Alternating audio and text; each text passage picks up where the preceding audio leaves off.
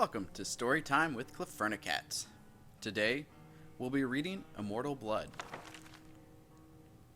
Immortal Blood by Anonymous.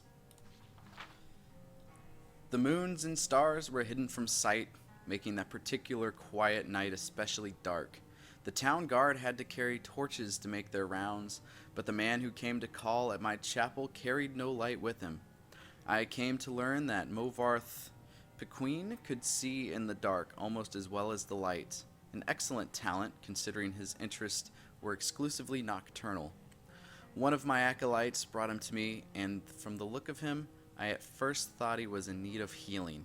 He was pale to the point of opalescence, with a face that looked like it had once been very handsome before some unspeakable suffering. The dark circles under his eyes bespoke exhaustion, but the eyes themselves were alert, intense, almost insane. He quickly dismissed my notion that he himself was ill, though he did not want to discuss a specific disease. Vampirism, he said, and then paused at my quizzical look. I was told that you were someone I should seek out for help understanding it. Who told you that? I asked with a smile. Tessina Gray. I immediately remembered her.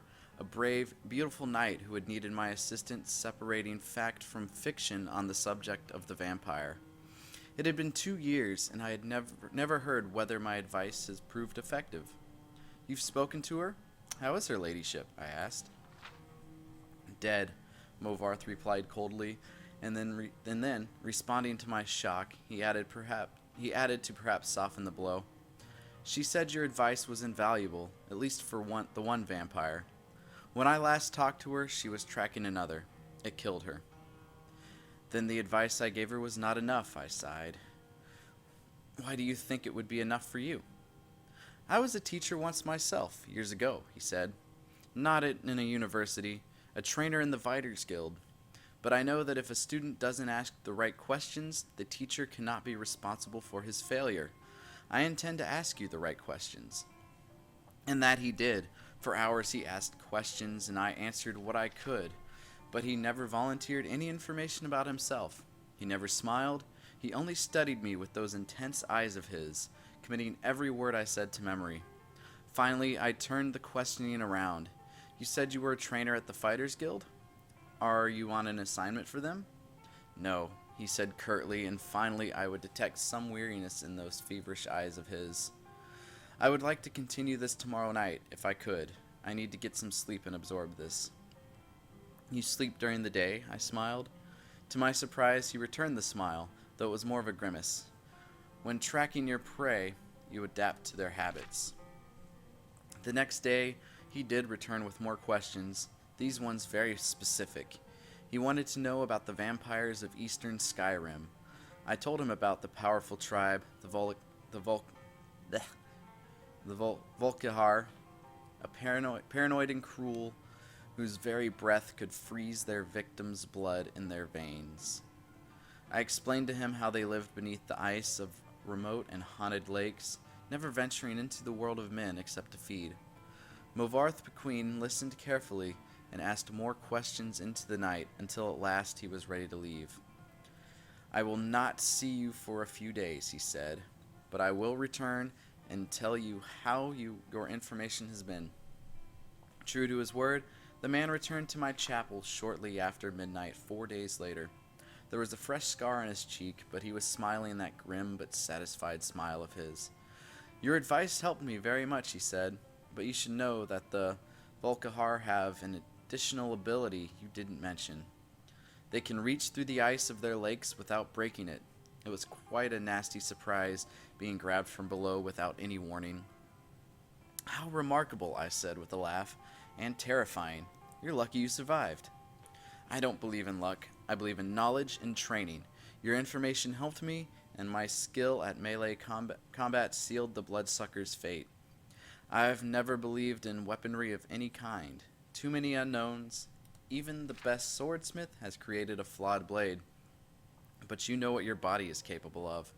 I know I can land 1,000 blows without losing my balance, provided I get the first strike. The first strike? I murmured. So you must never be surprised. That is why I came to know you, said Movarth. You know more than anyone alive about these monsters, and all their cursed varieties across the land. Now you must tell me about the vampires of northern Valenwood. I did as he asked, and once again his questions taxed my knowledge. There were many tribes to cover. The Bonsamu, who were indistinguishable from Bosmer except when seen by candlelight. The Kirillith, who could disintegrate into mist. The Vekef, who swallowed men whole. The dread Talboth, who preyed on children, eventually taking their place in the family, waiting patiently for years before murdering them, all in their unnatural hunger. Once again he bade me farewell, promising to return in a few weeks, and once again he returned as he said, just after midnight. This time Movarth had no fresh scars, but he again had new information. You were wrong about the Kirillith being unable to vaporize when pushed underwater, he said, patting my shoulder fondly. Fortunately, they cannot travel far in their mist form, and I was able to track it down. It must have surprised it fearfully. Your field knowledge is becoming impressive, I said. I should have had an acolyte like you decades ago. Now tell me, he said, of the vampires of Cyrodiil. I told him what I could.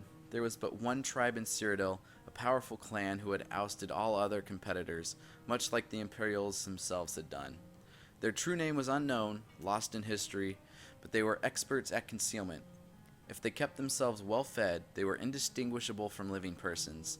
They were cultured, more civilized than the vampires of the provinces, preferring to feed on victims while they were asleep, unaware. They will be difficult to surprise, Movarth frowned, but I will seek one out, and I'll tell you what I learn. And then you will tell me of the vampires of High Rock, and Hammerfell, and Elsewhere, and Black Marsh, and Morrowind, and the Somerset Isles, yes? I nodded, knowing that this was a man on an eternal quest. He wouldn't be satisfied but with the barest hint of how things were. He needed to know it all. He did not return for a month, and on the night that he did, I could see his frustration and despair, though there were no lights burning in my chapel.